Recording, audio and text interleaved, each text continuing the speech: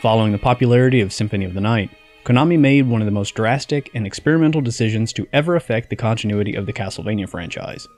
The next game in the series to follow the events of Symphony would take place not in the distant past, but in the future, with Dracula long dead before the game even begins.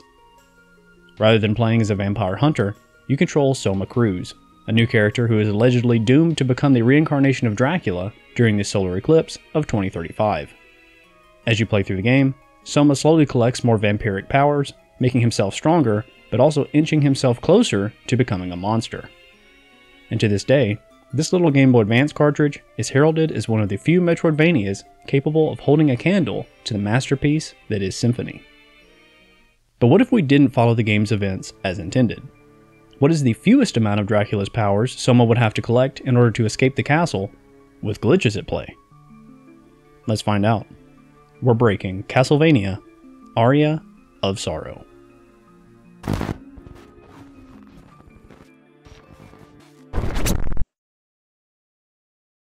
This video is sponsored by Displate, the manufacturers of high-quality metal posters featuring designs from a ton of franchises you've heard of already, like Elden Ring, Diablo, Destiny, and even Castlevania.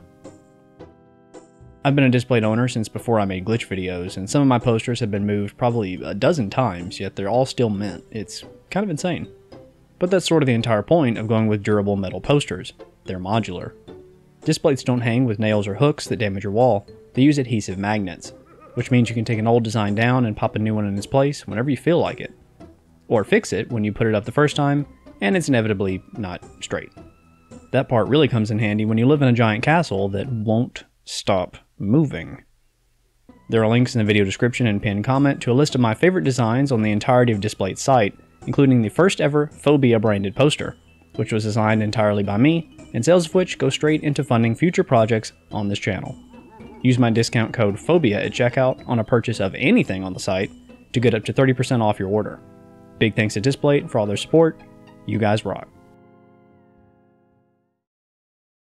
First and foremost, to clear up any confusion, this game was released on GBA in 2003 and re-released on the now closed Wii U shop in 2014 as a virtual console title, but you may be more familiar with the Castlevania Advance Collection, which was released for Switch, PS4, Xbox One, and PC in 2021, and included Aria of Sorrow as one of the playable games.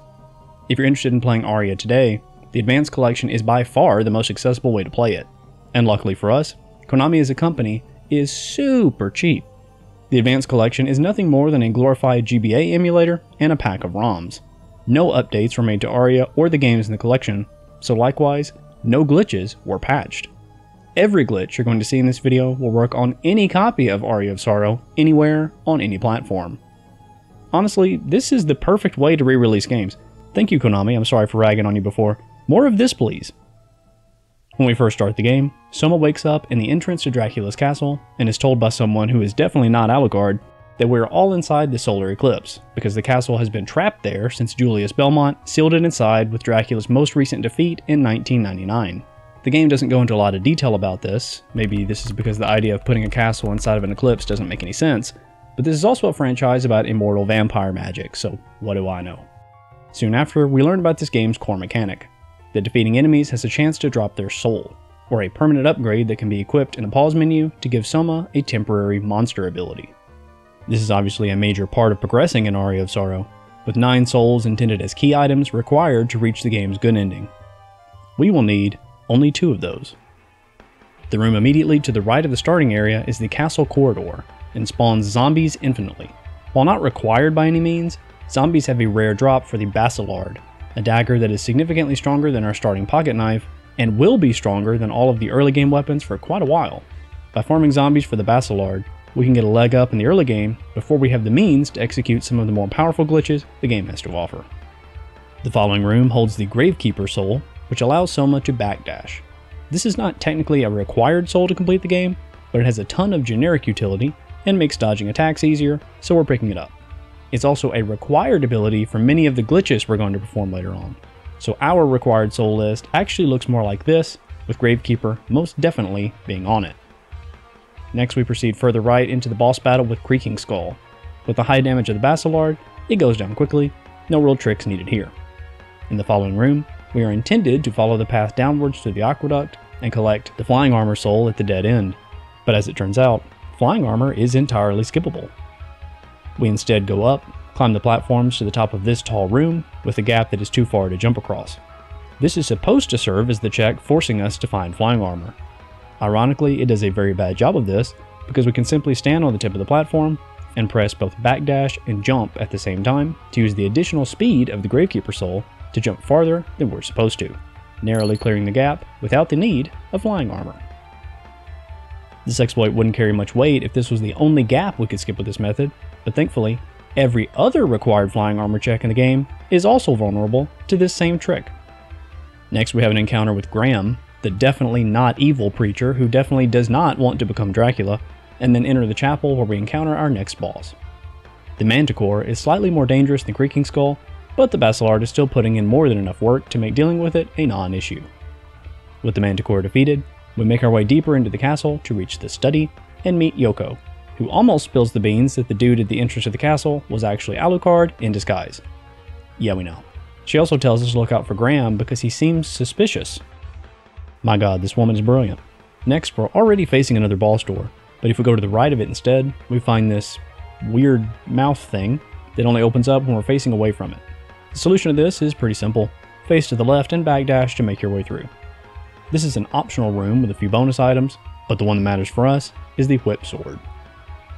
This weapon is still weaker than the Basilard we picked up ages ago, but it has fantastic reach, and that trade-off is definitely worth it for the boss here.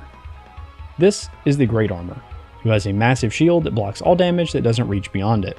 This makes the Whip Sword a perfect fit for dealing damage, while keeping Soma far enough away to dodge attacks when needed. These bosses are becoming slightly more challenging, but compared to some of the glitch playthroughs we've done on this channel in the past, this has been a breeze so far. Our reward for beating the Great Armor is meeting Hammer, this game's one and only merchant, and an ex-soldier who abandoned his post in the military. Kept you waiting, huh? As well as the Malphus soul, which allows Soma to double jump. Skipping Malphus might theoretically be possible with some of the shenanigans we're going to pull later on, but since we need Hammer to perform the next glitch, we had to come to this room anyway. Speaking of the next glitch, it's time to do it, so we return to the chapel and use a combination of the flying armor skip from before and the double jump we just unlocked to narrowly reach this platform, which leads to a warp room that can take us back to the entrance to the castle. The problem with his shop is that things cost money, and we don't have very much of it. So let's get infinite money now. First, open up the sell menu and sell everything to Hammer so that you only have 2 items remaining in your inventory. This list of items also includes your currently equipped weapons and armor, so normally you'd want to prioritize your loadout in the 2 items you keep, but Hammer currently has weapons and armor in stock that are better than anything we've collected so far. So in our case, we might as well sell everything starting at the bottom until when we have 2 items left, and just buy a weapon and piece of armor from him later after we execute the glitch. Once you have only 2 items listed, press R, and the game will try to sort your items by category, but because we only have 2, the cursor gets desynchronized from the item list, meaning we can scroll upwards beyond the inventory and into the memory addresses of the game logic itself. After scrolling up 6 times, sell the invisible item you have highlighted, then scroll up 4 more times and sell that invisible item as well. What we just sold to Hammer are Soma's current X and Y coordinates, and when we close the menu, he will teleport to 0, 0 before falling back to the ground. Now, when we return to Hammer, we will have received gold for every X and Y unit sold, as well as over 250 potions in our inventory, because the game was subtracting from the top of our item list, and the negative numbers were rolling over from 255. So not only does this glitch give us infinite money, it gives us infinite potions too. We can repeat this process over and over as many times as we like until collecting the gold maximum of 999,999, but nothing Hammer sells is so expensive that doing all that is necessary. The real benefit to this glitch is that we now have over 250 potions in our inventory, well over the intended limit of 9. Each and every one of those potions is usable, so although we are still very low level, we can now pause the game and heal over 250 times. It's safe to say we'll be sorted on health for the remainder of this playthrough, but that doesn't address our lack of offense. Before you leave, make sure you buy the Gladius and War Fatigues from Hammer, which aren't amazing items, but will give us the highest damage output available so far. In a normal playthrough, we would have to go to the dance hall next to defeat the big golem for Skeleton Blaze, Then use skeleton blades to slide under this wall and access the inner quarters, then defeat the headhunter to pick up Undine, then go all the way back to the aqueduct and castle corridor and use Undine to stand on the surface of the water and make the jump to this upper platform. We won't be doing any of that. For this playthrough, we can go straight to the aqueduct and castle corridor right now, and you're going to get a kick out of this. Just make the jump anyway. Floating platforms like this in Aria of Sorrow are surprisingly forgiving to the player, and though not intentional, we are so close to making the jump already that if you approach the platform from the left or right edge and hit the tip of the platform at the peak of your jump, the game will sometimes say, close enough, and push you up on top anyway. This is certainly something that takes a few tries to pull off successfully, which is why the quality assurance team at Konami didn't find it and correct it during Aria's development. But in terms of glitch simplicity, this has to set some kind of record. I love it, you just jump up. The following room leads to the floating garden, and before we proceed further, let's return back to our required soul list so I can explain why we came here. As I said at the start of the video, we only need 3 to finish the game: Malphas, Giant Bat, and Gravekeeper. We already have the first and last one, so our target now is obviously Giant Bat. The problem with this is that the Giant Bat is in the arena, which is all the way down here. The only way to access the arena is through the underground reservoir, which itself requires Skulla, and getting Skulla requires us to defeat Death at the top of the clock tower, and the only way to access the clock tower is through the floating garden. We could do all of that as intended, but not only would it be picking up more souls than the 3 I promised, it would also require us to defeat Death. Have I mentioned that we've skipped most of the game so far and are extremely low level? I have something much simpler in mind that will skip all of these steps, but it does still require us to come to the floating garden.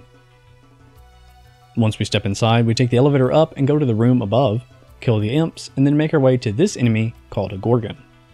Now, I need to take a moment to say for the record that Konami does not know what a Gorgon is. Medusa is a Gorgon. This is a cow. First attack the cow to back it all the way up to the wall, then jump onto its back, moving as far to the right as possible without falling off, and then face left. Since it can no longer attack you, it will walk back and forth, turning as it does so, and moving Soma automatically in rhythmic chunks. When the cow is turning away from the wall and Soma begins moving rhythmically again, if you backdash on the same frame as the last movement, Soma will move to the right farther than he's supposed to and be stuck in the wall. This is a platformer after all, so when Soma is stuck in a wall, the game is programmed to assume that it must be a platform and push him up vertically. So instead of falling out of the wall, this happens instead. If we check the map, we see that we got teleported not to the hallway above the floating garden, but all the way to the arena in the bottom corner of the map. If you're a veteran of this channel, you probably already know what's going on here. In my video on Zelda: A Link to the Past, I talked about how a game's map in memory is often laid out much differently than a game's map visually. Gaps or blank spaces in world layout are inefficiencies in code. If you instead break up the map and fit it together like dense puzzle pieces in memory, you can fit a much larger and ambitious game on the cartridge. It just so happens that in doing this, the room directly above the floating garden became this room in the arena in memory, meaning we skip the clock tower, skip fighting Death, skip collecting Skulla, and skip the underground reservoir in a matter of seconds. Now that we're here, we pick up a much needed damage upgrade in the room directly to the left. Jump up, past the skeleton warrior, and then damage boost through this hallway packed with Minotaur. Don't forget, we have 250 potions in our inventory. At the dead end, we pick up the Leviatane, a fire elemental sword that deals twice the damage of what we're currently using. With this in our arsenal, fighting our way through these late game enemies in the arena suddenly looks more promising. By the way, we're still so underleveled that we're going to level up like crazy as we go through this area. Make your way forward and save the game, that way you can avoid having to zip here again if you die. In the next room, we take the elevator all the way down and enter the boss room with Balor the Giant. This is considered one of the harder fights in Aria, and it's no different here, but thanks to our obscene ability to pause and heal up whenever necessary, it remains very possible, just much longer than it would be in a normal playthrough. With Balor down, we can proceed into the next room and pick up the ability to transform into a bat. If you thought the game was broken before, just wait. When we leave the room, we have a second cutscene with Julius, who... Wait a second. We skipped the first cutscene with Julius. Soma, honey, you don't know who this is, so just smile and nod. Now that we have the last remaining soul we needed, we can go straight to the top floor and fight Graham. The issue is, we are nowhere near the top floor right now. While we could start walking from here and get there eventually, the giant bat soul we just picked up is one of the most glitchy abilities in this game, and we suddenly have a much faster option available than going there by foot.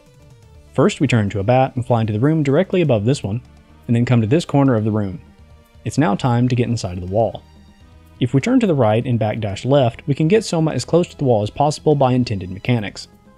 If our spacing on the backdash is perfect, the closest we can get is this, with the gray line of pixels that makes up Soma's coat touching the line of pixels that makes up the wall. This is not enough, but it gives us a reference point to start with. We can get 2 pixels deeper into the wall if instead of just backdashing, we backdash, double tap R to both transform into a bat and untransform immediately, and then hold down to crouch as we complete the backdash.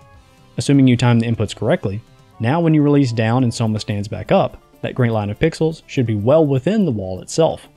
This is exactly where we want to be for the next step. Finally, if you turn into a bat and hold right on the same frame, this will happen. First of all, this glitch is much more difficult to execute than it looks. Even if you make it to the proper position within the wall, which is easier said than done, pressing both R and right on the same frame is extremely difficult to do in practice. In most cases, one input will accidentally be one frame before the other, and Soma will simply turn into a bat and fly straight out of the wall, meaning you have to complete the first part of the setup again in order to make another attempt. Once you do manage to hit both inputs on the same frame and execute the bat zip properly, you'll be sent backwards through the wall and teleported to the top floor. But you still aren't out of the woods yet. If you do nothing, Soma will continue to zip all the way through this room to the right, all the way through this next room to the right, and end up leaving the game map entirely stuck in this black screen. This will soft lock the game, and there is no way to recover without resetting to your last save. Instead, you want to catch yourself by pressing R again to transform back into a human within one of these 2 rooms so that Soma stops zipping horizontally and starts zipping vertically instead.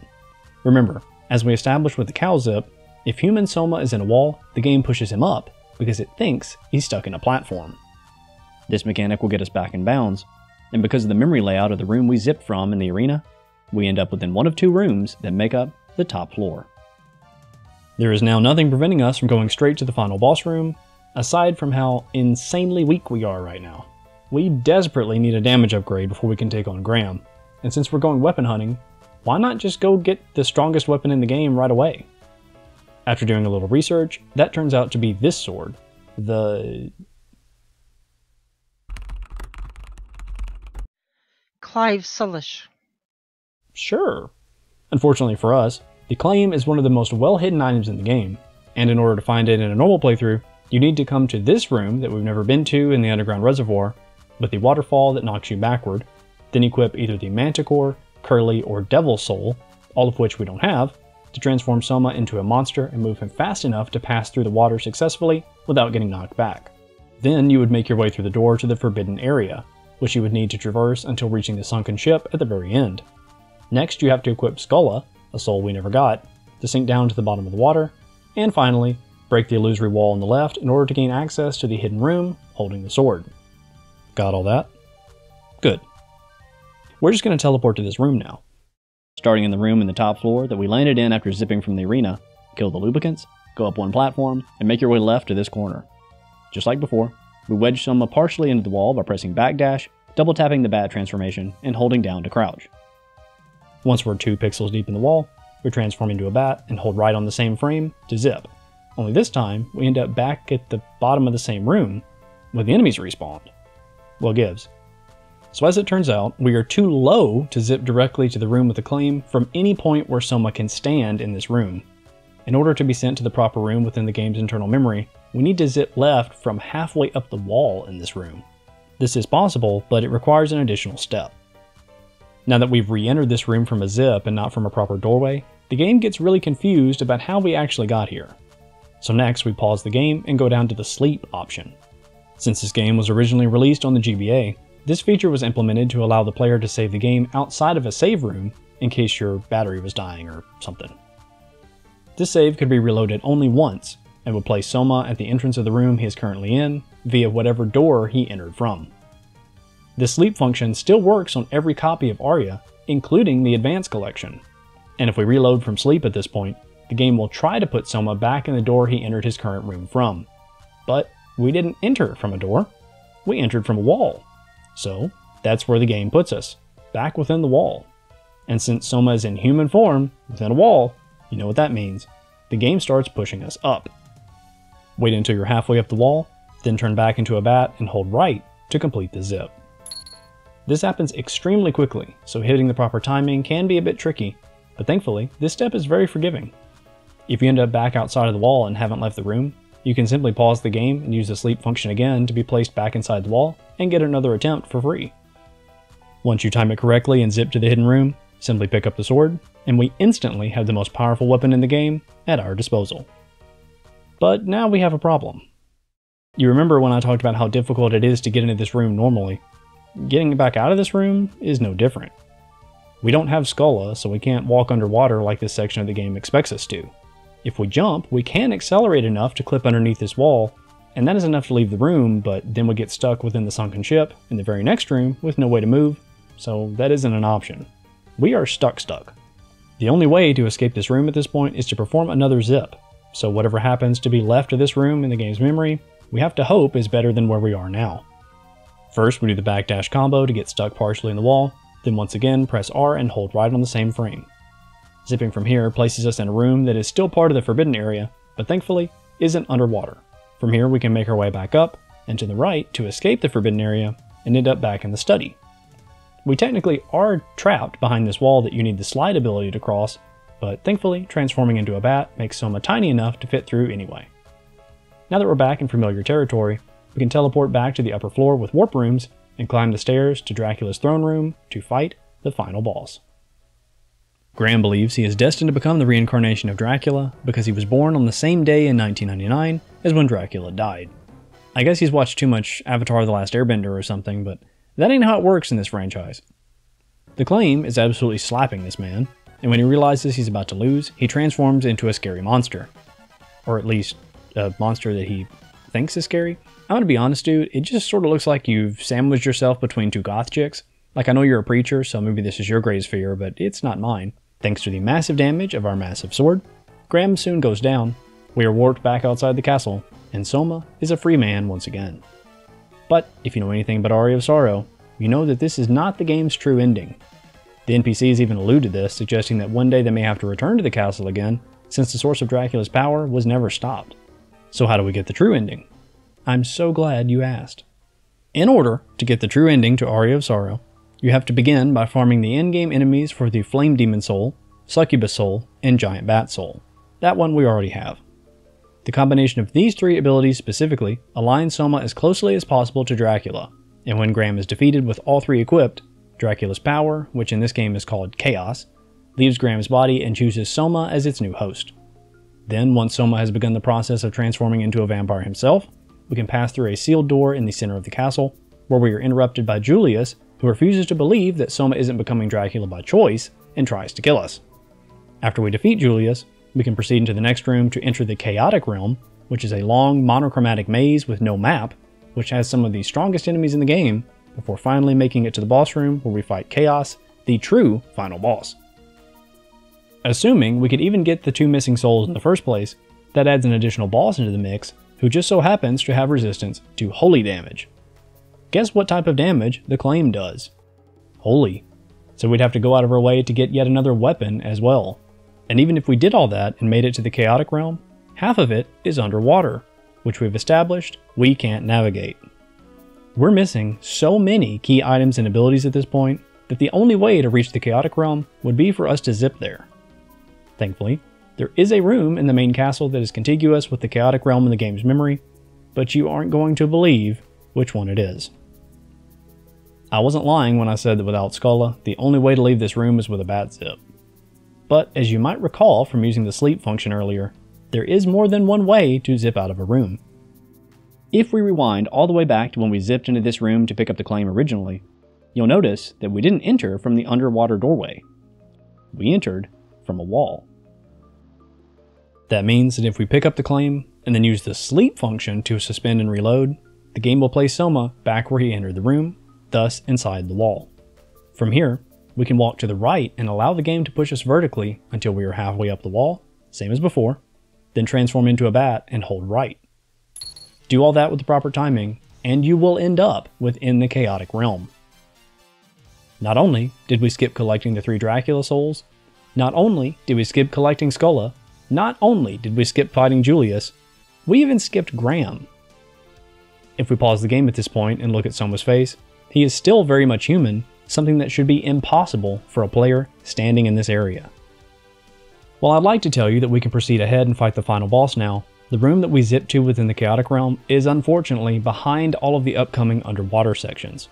We still can't make it to the final boss room without Skulla, and that means this playthrough has one final glitch left to flex. Rather than going down from this room, go to the right and make your way to the corner of this wall. This is one of the few walls in the game that lies within the bounds of the screen, meaning that if we clip through it using bat form, we won't actually zip anywhere, we'll just end up on the other side. The process for doing so is the same, but the controls will be inverted since this wall is on the right instead of the left. First backdash, double tap R, and hold down to crouch. Once you're 2 pixels within the wall, now you want to transform into a bat and hold left on the same frame. Now that we're outside the bounds of the room, any movement we make to the right will cause an immediate zip to another room in the game's memory. The one we want is here at the very bottom tile. So, just like we used the bat form to pass underneath the wall in the study, we want to once again turn into a bat here, make sure we're as low as possible, then hold right. This will place us here, only 2 rooms away from the boss room, and is the most consistent method I've discovered by far. Luckily for us, the boss room is above us, and we don't actually need any abilities in water to go up. When we pass through the boss door, all of the characters we met so far pop in to give Soma encouragement, including Julius, who congratulates us for being strong enough to beat him in a fight. That's nice, Julius. We've never fought you. When the battle begins, Chaos takes away all the souls we've collected in our playthrough, requiring us to defeat its first phase with nothing but our melee weapon. Which is very funny considering that we have essentially no souls anyway, and a very good melee weapon. We are still very low level, so Chaos hits like a truck, but considering that we still have hundreds of potions in our inventory, the only way to die would be if you aren't keeping an eye on your health bar. Phase 2 is much like the first phase in that there are multiple targets we need to hit, and a lot of bullets to dodge on screen. The more of the eyes you take out on the left and right sides of the room, the lower the defense of the core in the middle becomes. Taking out all 4 eyes lowers it enough that we start dealing 66s on the core. Each part of the boss only has 3000 HP, including this one, so that means we can drop it in only 46 hits. With the source of Dracula's power destroyed, the castle vanishes into the eclipse, and Soma returns to the real world, only ever having used 3 souls in total, and only ever having explored 33% of the game map. But if you're a Castlevania fan, you'll know that his story doesn't end here. Make sure you're subscribed, because in the next Castlevania video, I'll be breaking Dawn of Sorrow, the first DS game ever covered on the channel, and a direct sequel to this one. Hope you enjoyed the playthrough, thanks for watching, and happy Halloween.